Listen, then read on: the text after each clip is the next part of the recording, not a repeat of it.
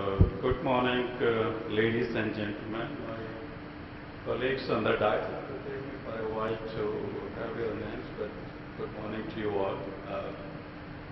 Ladies and gentlemen, I am Hari Sharma, working at the International Crop Research Institute for the Semitic Tropics, which is one of the 15 international centers devoted to increasing crop production and thereby implying ensuring food security. At the outset, let me thank the organizers of the Biodiversity and Sustainable Energy Development Conference for providing me an opportunity to interact with you in this event. I extend my good wishes to you all on my own behalf and on behalf of the Council of International Congress of Entomology, of which I happen to be the current and also the future president till 2016. As you know, the world population is expected to increase by 25%, over 7.5 billion people by 2025, and 97% of those are and will be living in the developing countries. This will necessitate a huge demand for food and energy in the foreseeable future.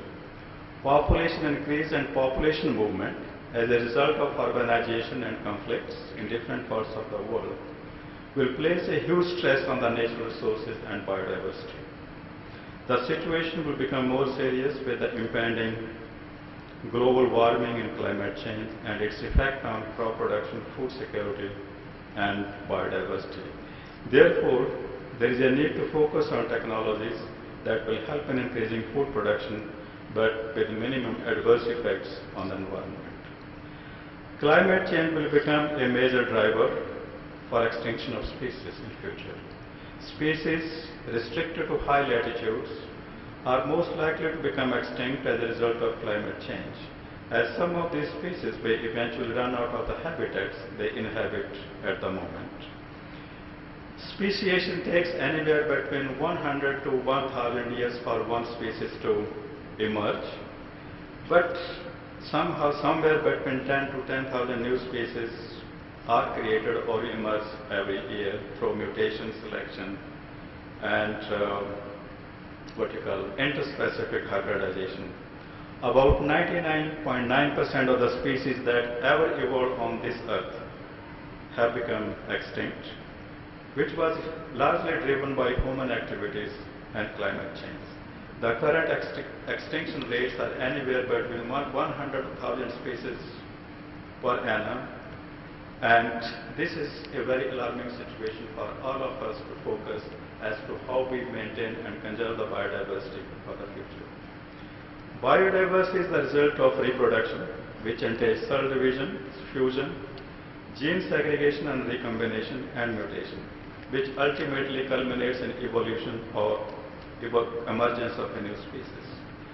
Now, myself being an entomologist, it's with great surprise and interest that we see the miracle of a tiny egg giving birth to a small caterpillar, which then grows very fast, and that gives rise to a butterfly, a moth, or a beetle, or a grasshopper. It surprises us all. But we can mimic the mother nature in minute details as we do through our scientific research, but probably we can never come close to the creation of biodiversity that has evolved on Earth over millions of years. There is a need to pay utmost attention for conservation of the habitats, for maintaining the system diversity, and develop ecoparks to serve as a refuge for the useful and endangered species in the future. Rapid and cost-effective development and adoption of modern tools to conserve biodiversity will depend on gaining a full understanding of the interaction of genes within their genomic environment and with the environment in which their comfort phenotype must interact for survival into the future. There is a need for creation of wildlife reserves and ecoparks, which are not only a measure of the cultural values of a nation, but also an indicator of the commitment of people to preserve the environment for our future generations. And this not only should become a policy matter nationally and internationally, but should be encompassed in our day-to-day life by all of us. Finally, I thank you all and wish you a successful and productive conference over the next 2 days. Have a nice day. Thank you.